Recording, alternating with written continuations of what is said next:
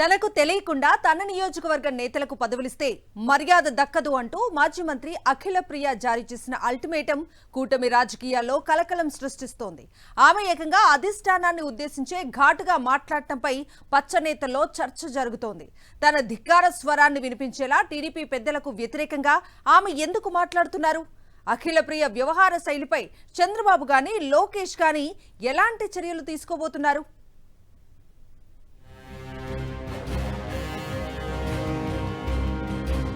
పార్టీలో నా ప్రమేయం లేకుండా పదవులు ఇవ్వాలనుకుంటున్నారు.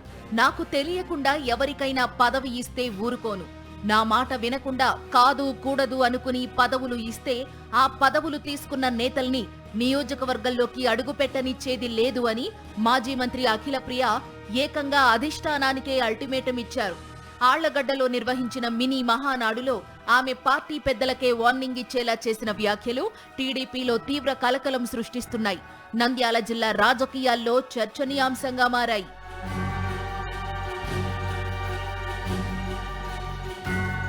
కూటమి ప్రభుత్వం ఏర్పడినప్పటి నుంచి ఇక్కడ అక్కడ అని కాకుండా రాష్ట్రమంతా దాదాపు ప్రతి నియోజకవర్గంలో రాజకీయ కక్ష సాధింపులు కనీ విని ఎరుగని రీతిలో జరుగుతున్నాయి. లోకేష్ చెప్పిన రెడ్ బుక్ రాజ్యాంగ విధానాల ప్రకారం నడుచుకుంటున్న టీడీపీ నేతలు వైఎస్ఆర్సీపీ నేతల్ని సానుభూతి పరుల్ని టార్గెట్ చేసుకుని వేధిస్తున్నారు. అఖిలప్రియ కూడా తనదైన రీతిలో అరాచకాలకు పాల్పడుతూ వచ్చారు. అయితే ఆమె తనకు అడ్డమొచ్చిన ప్రతి పార్టీ వారిపైన నోరు చేసుకుంటూనే ఉన్నారు. ఒక దశలో కూటమి నేతలు, ముఖ్యంగా టీడీపీ నేతలు, మంత్రులే ఆమెపై చంద్రబాబుకు ఫిర్యాదు చేశారని సమాచారం. ఆమె ప్రతి దాంట్లో తలదూరుస్తూ ఇబ్బందికరంగా మారారనేది నంద్యాల జిల్లాకు చెందిన టీడీపీ సీనియర్ నేతల విమర్శ.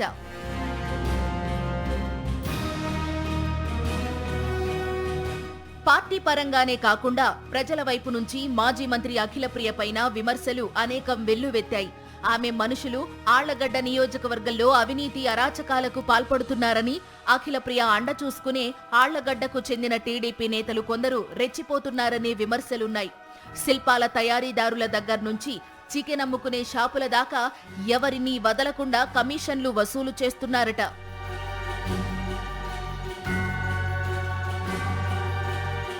అఖిలప్రియ భర్త భార్గవరాం ఇష్టానుసారం వ్యవహరిస్తున్నారని, అరాచక శక్తిగా తయారయ్యారని ఇప్పటికే నియోజకవర్గంలో పలువురు బాధితులు టీడీపీ పెద్దల దగ్గర మొరపెట్టుకున్నారట. ఈ నేపథ్యంలో చంద్రబాబు ఆమెను దూరం పెడుతున్నారనే వాదన వినిపిస్తోంది. చంద్రబాబు ఆదేశాల ప్రకారమే అఖిలప్రియకు ప్రభుత్వ అధికారులు పెద్దగా సహకరించడం లేదని అంటున్నారు. ఈ నేపథ్యంలో ఆమె అధిష్టానాన్ని టార్గెట్ గా చేసుకుని నాకు తెలియకుండా, నా ప్రమేయం లేకుండా నా నియోజకవర్గ నేతలకు పదవులు ఇవ్వొద్దని, అలా ఎవరికైనా పదవి ఇస్తే ఊరుకోనంటూ గట్టిగానే వ్యాగారు. అలా వ్యాఖ్యలు చేసిన తరువాత కొన్ని గంటలకే వాటిని మీడియా వారు తప్పుగా అర్థం చేసుకున్నారని ఖండన కూడా ఇచ్చేశారు. సాక్షి మీడియా మీద కూడా నోరు పారేసుకున్నారు.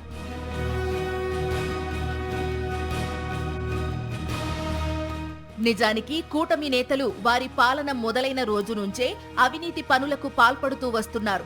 కూటమి పార్టీల పెద్దలపై ఇప్పటికే అనేక ఆరోపణలు వచ్చాయి. బాబు నాయకత్వంలో ప్రభుత్వం ఏర్పడి 1 సంవత్సరం కూడా గడవక ముందే పలు రంగాల్లో స్కామ్లు జరిగినట్టు ఆరోపణలకు కొదవలేదు. ఈ నేపథ్యంలో మాజీ మంత్రి అఖిలప్రియ కూడా తనదైన రీతిలో దందాలు చేసుకుంటూ వస్తున్నారని, కూటమి పెద్దలకు లేని నిబంధనలు అఖిలప్రియకే ఎందుకు అని నంద్యాల జిల్లా రాజకీయ విశ్లేషకులు అభిప్రాయపడుతున్నారు.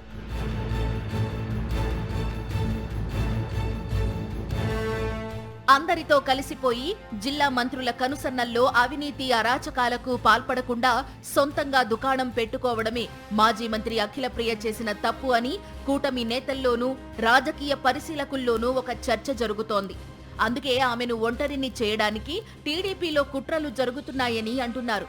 చంద్రబాబు, లోకేష్లకు ఉన్నవి లేనివి కల్పించి చెప్పి అఖిలప్రియను దూరం పెట్టేలా చేస్తున్నారని సమాచారం. ఈ నేపథ్యంలో ఎక్కడా తగ్గేది లేదని, ఏకంగా చంద్రబాబు, లోకేష్కే తగిలేలా అఖిలప్రియ స్పందిస్తున్నారని అంటున్నారు.